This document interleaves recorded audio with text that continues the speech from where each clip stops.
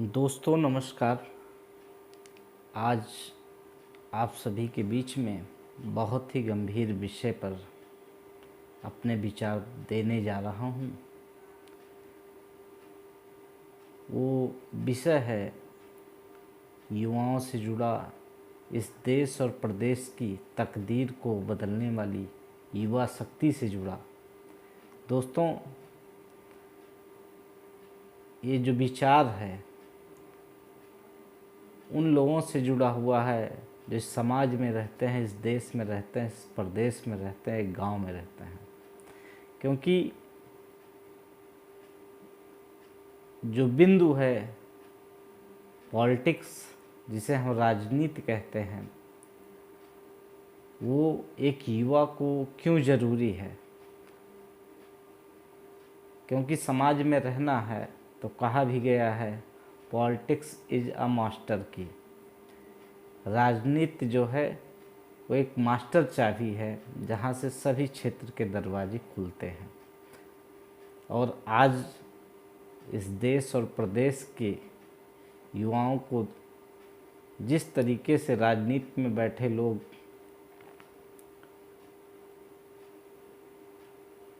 शिक्षा लेने के बाद भी रोजगार के लिए परेशान करके रखे हैं, वैकेंसियाँ कितने सालों सालों से नहीं आई। डबल इंजन की सरकार हो, चाहे प्रदेश की हो चाहे देश की हो, जिस तरीके से युवाओं के साथ भेदभाव कर रही है, उससे साफ जाहिर होता है कि कहीं ना कहीं सरकार के मन में युवा शक्ति के लिए खोट है। आज हम शिक्षा पे बात नहीं करेंगे। अभी तक जो शिक्षित युवा हैं, दोस्त हैं, भाई हैं, हमारी बहनें हैं, बेटियां हैं, जो एक आस में शिक्षा को प्राप्त किए, इस समाज को, इस देश को नई दिशा दशा, सेवा भाव देके रोजी रोटी की कमाई के लिए कि हम पढ़ेंगे लिखेंगे। और एक माता पिता ने अपने खून की कमाई से जिस तरीके से अपने बच्चे और बच्ची को पढ़ाने का काम किया, और वो उम्मीद उस आस के साथ कि हम अपनी बिटिया या बेटे को पढ़ाएंगे, वो उनके बुढ़ापे का सहारा होगी, अपने पैर पे खड़े होंगे। लेकिन ये सरकार जिस तरीके से व्यवहार कर रही है दोस्तों, वास्तविकता में बहुत दुखदाई विषय है। सरकारें मंदिर के नाम पे पैसा आवंटित करती हैं, अरबों खरबों पैसे आते हैं, यहाँ तक कि इतने पैसे आ जा रहे हैं कि उसके ब्याज से मंदिर का निर्माण हो जा रहा है। लेकिन जो ये युवा मोहताज है वो क्यों है? तो इसी बिंदु पे दोस्तों मैं आप सभी के निवेदन करूंगा कि आप भी इस बिंदु पर ज़रूर सोचिए और लोगों को सोचने के लिए मजबूर भी करिए, क्योंकि कहीं ना कहीं इस युवा की ही कमी है। मैं भी पूर्व छात्र संघ अध्यक्ष पद प्रत्याशी रहा, साकेत पीजी कॉलेज अयोध्या, जहां मंदिर बन रहा है उसी के पास। तो दोस्तों, मैं राजनीति के विषय में क्यों इंटरेस्ट लेता हूं, मैं युवाओं को भी लेना चाहिए क्यों कहता हूं। क्या आप शिक्षा पढ़ लें, पुस्तक ज्ञान ले लें और समाज में हम किसको राजा बना रहे हैं, कौन हमारे और हमारे समाज के लिए क्या सोच सकता है, क्या हमें ज्ञान प्राप्त कर लेना और अपनी टीवी और बीवी में मस्त हो जाना यही हमारी प्राथमिकता है? जी नहीं। हमारा अपना ये मानना है कि हमारी ये जिम्मेवारी बनती है इस समाज में अगर कुछ हो रहा है तो उसके जिम्मेदार नागरिक होने के कारण उसके बारे में विचार करें। तो आज जिस सिस्टम को हम देख रहे हैं, कहीं ना कहीं वो सिस्टम जो देश की हो या प्रदेश की, वो एक पॉलिटिकल पावर से चलती है। कोई भी चीज़, बहुत से हमारे टीचर्स भी होते हैं, हमसे उनसे भी बहस हो जाता है। बहुत से लोग हैं जो अपनी सबकी विचारधारा, अपनी अपनी सोच है। तो बहुत दिन से ये सोच था कि मैं अपने व्यू को दूं, अपने विचार को दूं, इस समाज में लोगों के बीच में जाएं। अगर कोई त्रुटि हो तो आप लोग हमारा मार्गदर्शन करें। लेकिन आप भी सोचिए कि अगर युवा पढ़ता है, लिखता है, सब कुछ कर भी रहा है, लेकिन अगर जो वोट की ताकत से बनी सरकार है, अगर हम धर्म के नाम पे दिए हैं, गाय माता के नाम पे दिए हैं, भारत पाकिस्तान के नाम पे दिए हैं, अगर वो वही काम कर रहे हैं, तो जो हमने गलती उस समय बिना विचारे जो करे सो पाए पछताए, जो कहानी हमने उस समय गलती की है उसी का आज पछतावा है। लेकिन दोस्तों, भाइयों, मित्रों, आपको खुद जागरूक होने की ज़रूरत है और अपने जैसे लोगों को जागरूक करने की ज़रूरत है। हम धर्म से किसी का पेट नहीं भरने वाला, धर्म आस्था का है। आस्था अगर सरकार में बैठे लोगों की थी तो मंदिर बन गया, मस्जिद बन गया, बात की बात है। लेकिन जो समाज और देश में जिस तरीके से युवा बेरोजगार होके अपने परिवार का, अपने समाज के प्रति जो उनके अंदर दायित्व, रिस्पॉन्सिबिलिटी है, सरकार नौकरी नहीं दे रही है, युवा फांसी लगा दे रहे हैं।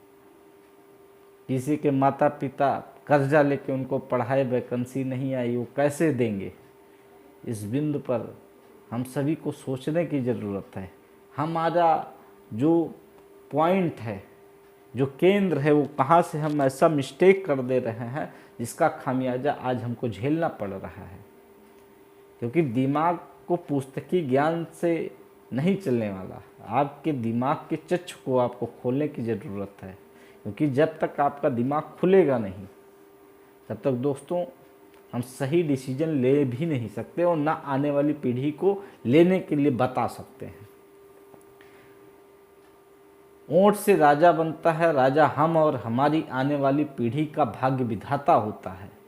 और आज डबल इंजन की सरकार जिस तरीके से देश और प्रदेश का नेतृत्व कर रही है, पहले राजा माँ के पेट से पैदा होता था, लेकिन आज का राजा डॉक्टर B.R. अम्बेडकर साहब की देन है कि राजा जिसको ज़्यादा बहुमत मिलता है, मत मिलता है, वोट मिलता है, वो राजा होता है। वो वोट किसका है?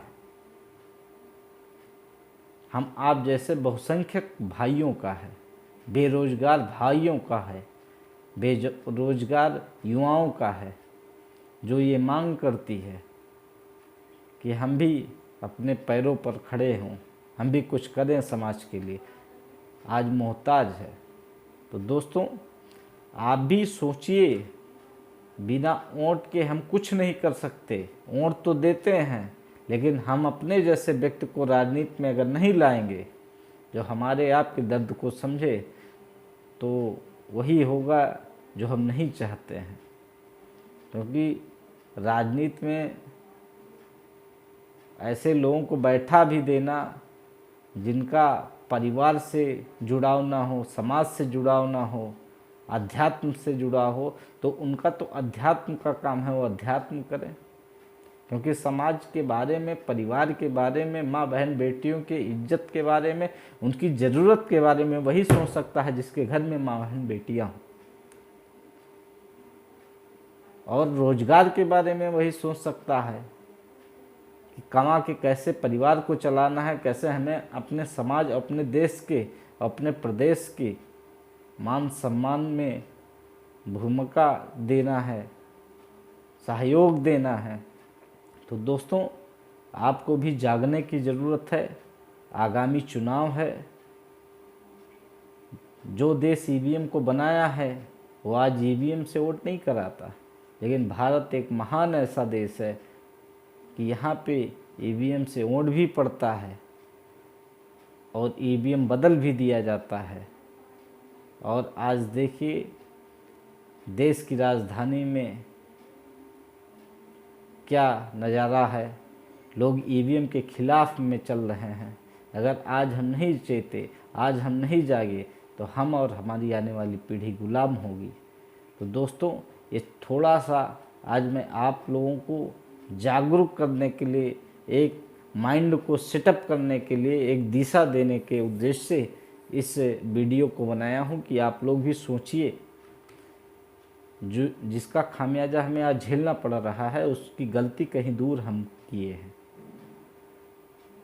और बिना वोट की ताकत से, बिना संवैधानिक व्यवस्था के कोई राजा नहीं बन सकता। आज जो भी लोग हैं वहाँ बैठकर ही वो चेंजेस कर रहे हैं, सिस्टम को छेड़ रहे हैं, बदलाव कर दे रहे हैं, क्योंकि उनको डर है कि कहीं ये मौका उनके हाथ से गया और बहुसंख्यक समाज के पीड़ित व्यक्तियों के हाथ में अगर मौका मिला तो इनको सज़ा होगी। इस हिसाब से वो सिस्टम को बदलने पे आमादा है।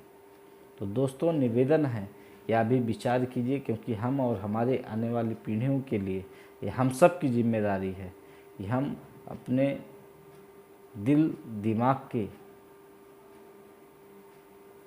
चक्षु को खोलें और सही से वोट की ताकत को समझें और अपने जैसे लोगों को पार्लियामेंट में, विधानसभा में भेजने का काम करें, ताकि वहाँ हम लोगों के लिए एक अच्छा कानून बन सके।